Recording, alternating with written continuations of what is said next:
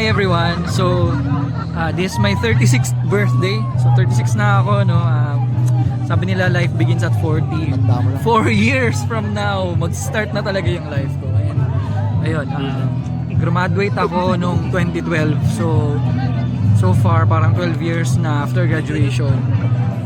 Dami din yung nagbago sa buhay ko. But yung journey ko during college, I was with these people, no. Yung tawag sa grupo namin nung college ay disipulo ni Mia. But let me introduce first, no, yung mga tropa ko nung college. Woo! Shout out kay Eman, yan, and kay Romeo, yan, kay Mio. Natabaan na. So, magkukwentuhan lang naman kami, and of course, wanna share and inspire.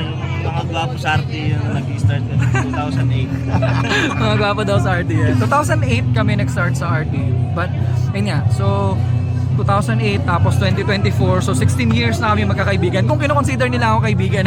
Grabe ka So, na. joke lang yan, joke lang. So, 16 years na. And, ayun.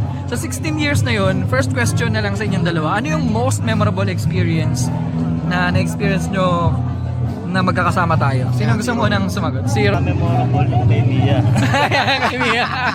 Sino si Mia? Walang makakatalo. Sino ba si Mia? Kasi lahat tayo nun, broken hearted. Oh! Actually. Oo nga, no? Ayun yung moment na lahat tayo sabay-sabay broken hearted. Parang inaliw na lang natin yung sarili natin. Then nagpunta, Power Books yun. Power books. Hoy, naalala niya. Power books. Tama. Kasi mahilig ako dun, lagi ako. Mahilig ka magbasa, no? Genius ka pa naman. Wala ka kasalamin. So yung mga naipon kong knowledge, sineshare ko sa kanila. Thank you. Ganun puro kalokohan. Sige. Tapos, so anong memorable doon sa ano natin, experience na 'yon? Na nagbasa ka si Romeo, kasi siya muna eh. Anong magbasa? Anong ang kwento ni Ano yan? Nakalimutan mo na. Ako din naalala. Oo, sige. May isang book kasi na nasa Power Books. Tapos yung story niya tungkol kay Mia. Parang si Mia ay isa sa mga yung crush ng bayan na kumakain ng baton. Sobrang laugh trip lang talaga siya. So during that time nung nabasa namin siya, kahit na broken hearted kaming lahat, napatawa talaga kami. Humagal pa kami. So yun yung moment na sinabi namin, yung grupo natin ang tawag dito, disipulo ni Mia. Yeah. So that's the history. Yan. Eman, ano yung most memorable experience mo na magkakasama tayo? Yun din talaga. Ayun. Hindi ko alam maalala yung title ng book na yun. Pero naalala ko kasi Vladimir. Oh, si Vladimir, yung Hindi ko alam yung na parang author. sinabi mo is ano siya, prof mo ba siya? Parang taga-UP yata siya. Taga-UP siya. Pero confirm taga-UP siya. Tapos kinukwenta niya itong babaeng to na crush ng bayan, ang pangalan niya Mia. Na lahat ng kalalakihan nakatitig sa kanya habang nag-aano siya ng baton. Kasi ano siya yung majorette, no? Siya yung Majorette siya. Tapos nilulunok niya yung baton niya, lumalabas sa ano niya. Sarang hindi ko imagine. Sobrang ano yan, sobrang bango niya. Basta ang dami kasi nagkakagusto sa kanya. Tapos yung time na yun, parang tayo, broken hearted tayo. Well, ako nung college na yung nasa, nakwento ko yata sa inyo. Na meron na akong, basta may history kasi ako dun. Kay Mia. Hindi kay Mia. Sa isang babae na, ano siya, part pa siya ng high school. Okay. Na nagkagulutan na lang kami, nandun pala siya nag-aaral. Oh. Kaya parang broken hearted din ako. Siguro isa rin kasi sa mga dahilan yun, kaya umalis din ako ng... Nagkahiwa-hiwalay kasi tayo. Ako pala yung umiwalay. Tsaka para i-pursue yung passion. Yan, si Mia talaga pinaka-memorable para sa akin. Thank you, Eman, Romeo, no? Miyong. And ako, hindi ko alam kung natatandaan nyo to, pero yung most memorable experience ko na magkakasama tayo ay during history days to. Kay ma'am ano pala to? Kay ma'am Annabel. Ayun. Ayan, magkakasama tayo. Ito, same ano tayo, same page na tayo. Ito, si ma'am Castañeda. So, nung time na yon, yung first exam, bagsak kayo. Bagsak kayo. Tapos, yung mga classmates natin, Kasi nangungodigo. Pwede ba yung ano dito? Yung mga classmates sa akin na nadaya talaga sila sa exam. Eh alam niyo naman Totoo ako, naman nangyari yun. di ba? Totoo na talaga yun. Eh ako, hindi kasi ako, ayoko nun, hindi tayo fan. So pumunta tayo sa bahay nyo, Eman. Nag-review tayo. Pinag-aralan na, Rizal to. Pinag-aralan natin yung Actually, Rizal. wala naman nang-audio sa atin. Puro tayo. Oh, yun nga. Kaya bumabagsak talaga, di ba? Alam mo, okay, Kasi wrong. hindi Pero yun nga. Hindi, bumabagsak talaga tayo. Nag-aral tayo noon that time. Nag-group study tayo. Pero Nag-group hirap study. Pero ayun, nung second exam, pumasa tayo. Walang daya, walang kodigo. Kaya sobrang proud ako noon. Kaya hindi ko yun makakalimutan. Ayun. Oo nga. Yun eh. At least may integrity tayo. Sige, so second question. So yun. Ano ba yung first impression nyo sa isa't isa, sa bawat isa? Nung una nyong nakita kasi Nadamay ko ba yung mga wala dito? Pwede din yun. Idamay mo kasi wala sila eh. So 5 pala kami sa disipulo ni Mia. Ako, si Romeo, si Myong, si Eman, si Camilo, tsaka si Bernard. So during college days, since psych yung course namin, konti lang kami lalaki. So kami yung mga laging nasa dulo. Mga ganun. So, ayun. Tayo naman yung center of attention. Kasi, Kami lang yung lalaki. dahil lalaki. Pogi tayo doon. tayo. Pogi tayo kasi ang dami nilang babae. Anyway, so ano yung impression nyo doon sa mga, yan. Si Eman. Siyempre ako kasi, sabihin ko muna, tumigil kasi ako ng 1 year after ko mag-graduate ng high school. So, parang ang impression ko, pagka ang ina-expect ko kasi, pagdating ng college, na puro tropahan lang, puro kasi doon ako galing. Pero hindi ko iniisip na yan, si Mike, na kung sino pa yung magiging ka-close ko, pala-aral, galing UP, Parang ako. si Romeo, ewan ko, na nakikita ko matatalino itong mga kasama ko, sabi ko ako lang pa yung bobo rito. Pero iba kasi yung iba yung learning ko. Kasi kahit sila Bernard, mag-iba rin. Though may time na yun, si Camilo, parang ang bunso kasi ng dalawa. Yan, Sas. Yun yung iniisip ko na parang medyo paano pa tong dalawang to, medyo ilaw pa. Pero alam mo ba, na si Bernard ang pinakamatanda sa atin? O yun na nga actually naalala ko si Bernard. Pero si Bernard kasi, Pero, tsaka Nag-aaral eh. pala laro, pala playful. parang ganun. choir yun sa simbahan. Tsaka yung ugali kasi ni Bernard, playful siya. Maloko Si man. Camilo naman, hindi ko alam, parang alam mo yun, parang Parang bata. prom D yung dating. Parang ang daming gustong patunayan na kaya nga siya nag-fall sa'yo. Doon siya na parang gusto niya kasi mag-law something, dami ang gustong gawin. Pero ikaw yung pinakamatalino sa akin ng time na yun. Talaga ba? Pero ikaw yung pinaka-frustrated na hindi ko maintindihan sa'yo. Pinaka-frustrated. Parang ang dami namang tumitingala sa'yo eh. Pero parang ako yung naiipa sa inyo. Yun yung na-feeling. Pero parang in the end, nandito pa rin tayo. Kaya kasama. In-embrace lang siguro yung mga differences. Or Myong, with that, ano yung first impression mo sa amin? Doon muna sa mga wala. Kasi ay sila muna yung pagchichismisan mo natin. Pagmamaritesan natin. Si Bernard, nung unang sa kanya, akala ko talaga si Bernard matalino. Kaya ako si Bernard Kibo, sabi mo. Hindi, matalino naman talaga si Bernard. Pero tumanda na siya sa akin. Kasi alam niya na lahat ng subject. Nakailang balik na siya.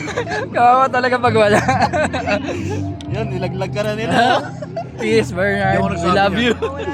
Peace. Si Camilo naman. Si Camilo naman,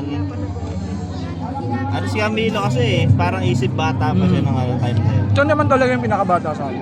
Although siya naman talaga pinakabata, pati sa di ba? Halos sa atin lahat siya pinakabata.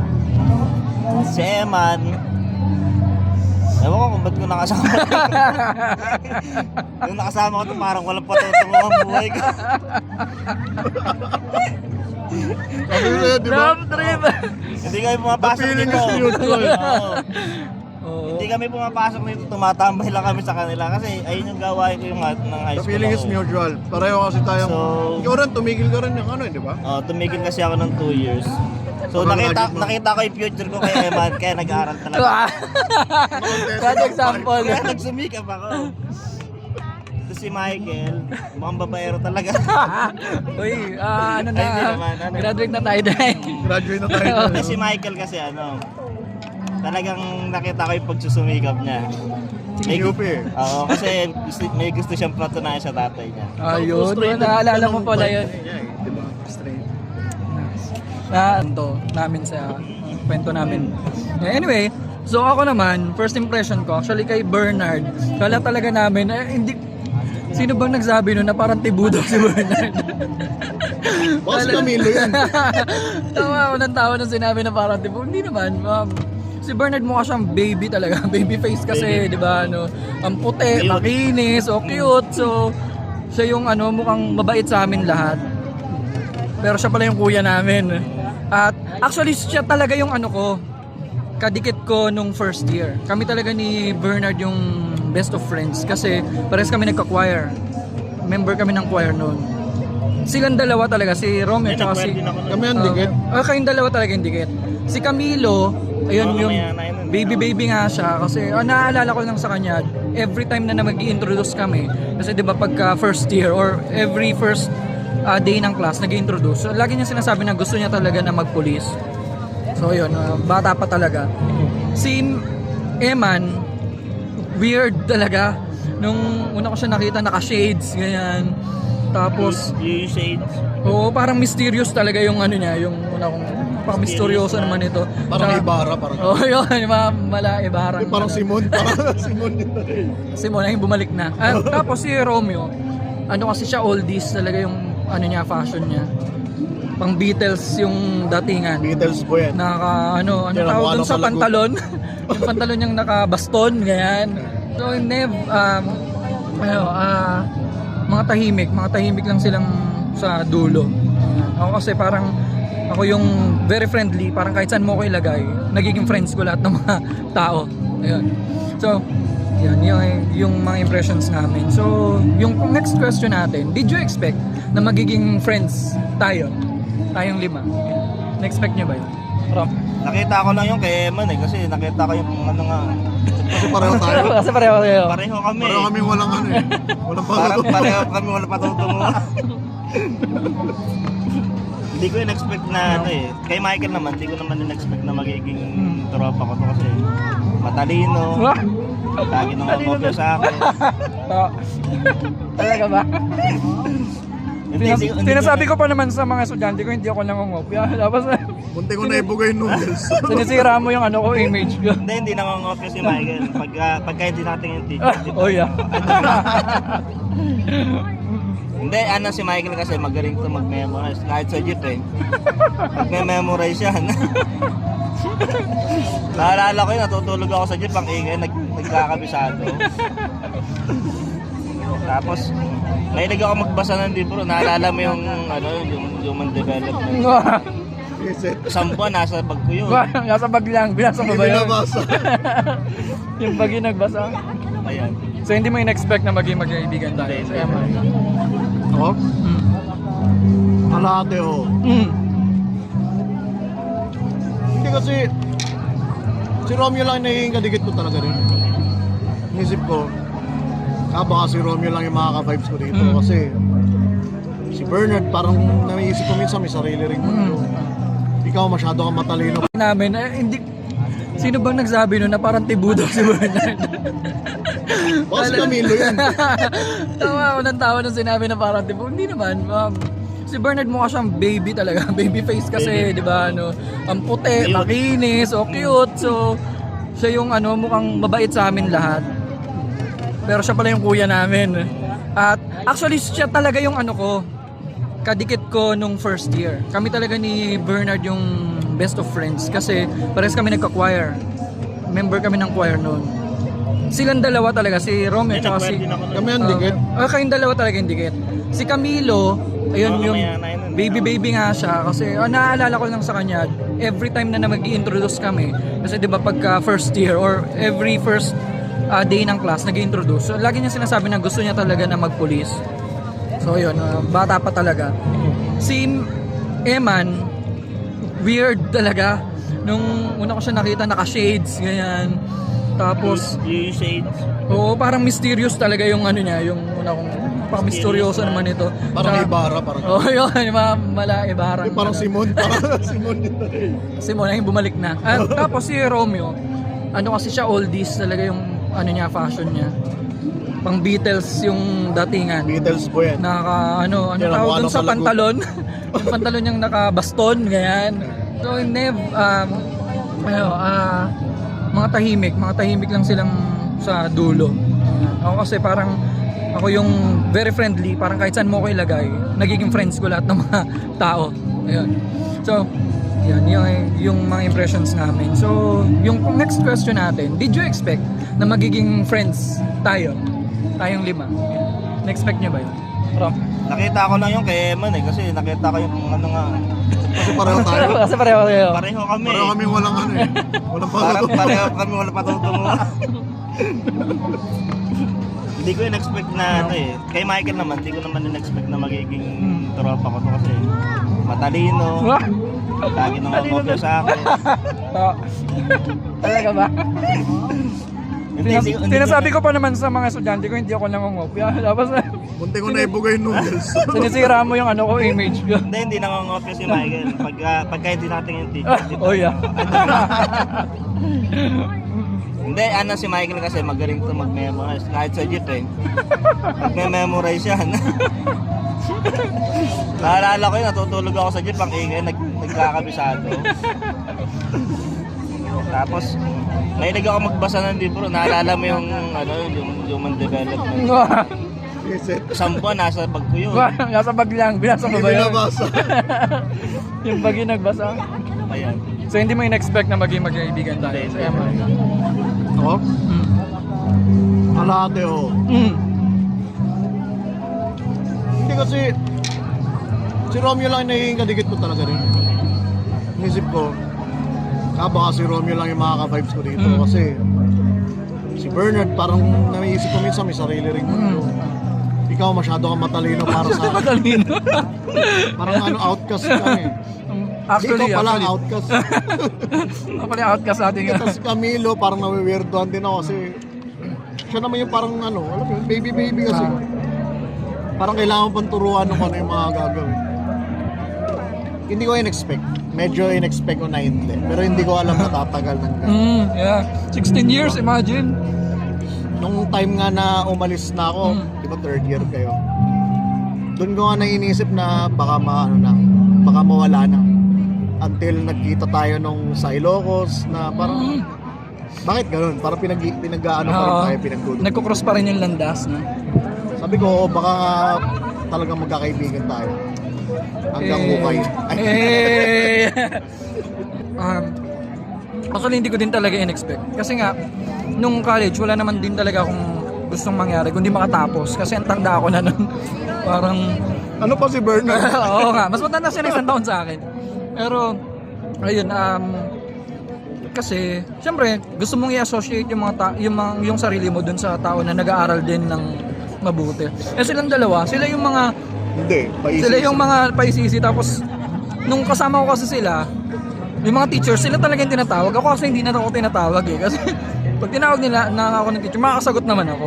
So sila yung concern ko, baka ba Sabihin ba, hindi kayo makakasagot? hindi naman, pero ayun nga, pagka parang minuworry ko na dapat makasagot din sila. Anyway, so Nakakasagot naman kami ha. nakasagot naman. Oo, Nakasagot oo. naman. Pero yun, hindi ko nga kasi Sino mo sinabi kung tama o sagot? no, basta nakasagot. Pero hindi ko nga talaga in-expect kasi silang dalawa talaga yung mga nakasalamin na nasa dulo. Kaya tapos, siguro mas naging nag-close kami ni Myung nung si Bernard medyo hindi na din siya masyadong pumapasok. Si Eman nag-ano na din, May patang school. nag-transfer ng school. Tapos si Camilo, hindi ko alam pero parang Nag-shift siya ng course. nag-shift from Nag-call sa isa lang. hindi Polsci talaga siya. Tapos nag-psych siya. Ayun, hindi ko alam kung anong nangyari. Basta na-delay siya ng 1 year. 1 year sa amin. Ganun. O parang nag-stop. Basta parang ganun.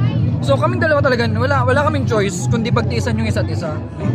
And yun talaga. Ayaw po. Hindi, yun talaga yung nag-start na ano talaga yung friendship namin. Solid talaga. Si Myung talaga yung matuturing ko talaga na best friend nung college. Pagka nagpapaalam siya sa nanay niya, pag sinabi niyang ako, papayagan na siya. Tapos may bigla lang pupunta siya sa bahay, tapos magkukwentuhan lang kami, tatambay lang kami sa bahay, tapos kakain lang kami ng tapsilog. Pupunta pa tayong Pateros para magtapsilog.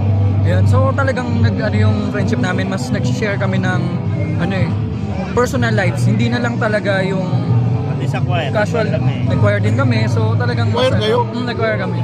Oo! Kaya first year pa yun eh. First year pa yun? First year.